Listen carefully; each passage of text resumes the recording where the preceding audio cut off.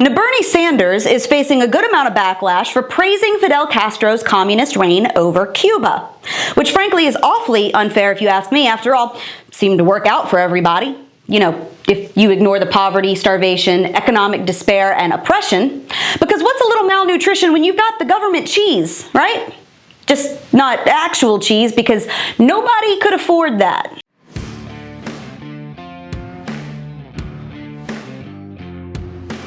Now, this is not a big secret. In fact, it's pretty much available to anyone with access to a keyboard and Wi-Fi, so not Cubans. Castro's 5-decade reign in Cuba left the country in shambles. What started out as a revolution that promised to lift Cubans out of poverty at the expense of the ultra-wealthy, sounded all familiar? It ended up wrecking a nation for generations. Castro seized land for redistribution and limited how much you could own.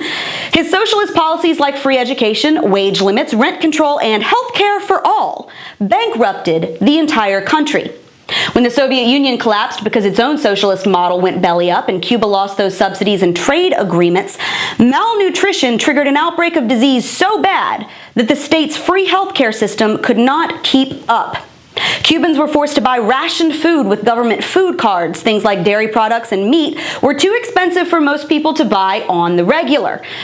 The state did provide free education, of course, but a great pile of help that is when you graduate and you can't find a job because your country's entire economy is in the toilet. In the 1990s, the housing deficit in Havana grew by 20% a year. Nearly half of all the houses would be considered structurally uninhabitable. Most haven't seen any considerable amount of upkeep since the 1950s. Didn't like it? Couldn't say so. Anybody who spoke out against the government were thrown into horrific prisons that most people wouldn't let their dogs walk through. Thousands of political dissidents were harassed and tortured. Basic human rights and political freedoms were outright denied. Things were so bad under Castro that people were loading their kids, babies, and all of their handful of earthly possessions onto pool noodles and garbage can lids, trying to float to Florida to get away from it. You know, you don't do that if your country's utopian dream is working out so well.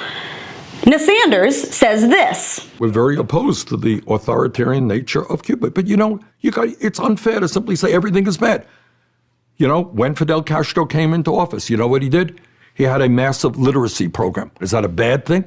Even though Fidel Castro did it? There's a lot of dissidents imprisoned in Cuba. That's right, and we condemn that. He likes to point to the country's literacy program as some kind of bright spot in the midst of an otherwise steaming pile of dog crap, because apparently if you throw enough glitter on a turd, it magically turns into a cupcake. You know what their literacy program was?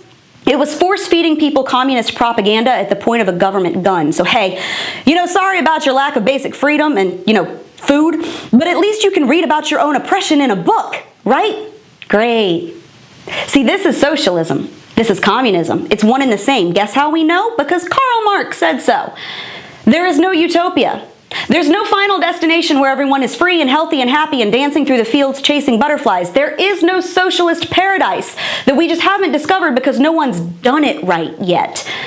Castro was not a bad example of far-left policies. He was a perfect example of them. They worked exactly as they were designed to. Everyone was made equal, equally poor, while the state enjoyed all the amenities of a government that didn't have to worry about ever being challenged by the unarmed, starving peasants. And that is exactly what the left will do here. We're not immune to this just because we're America.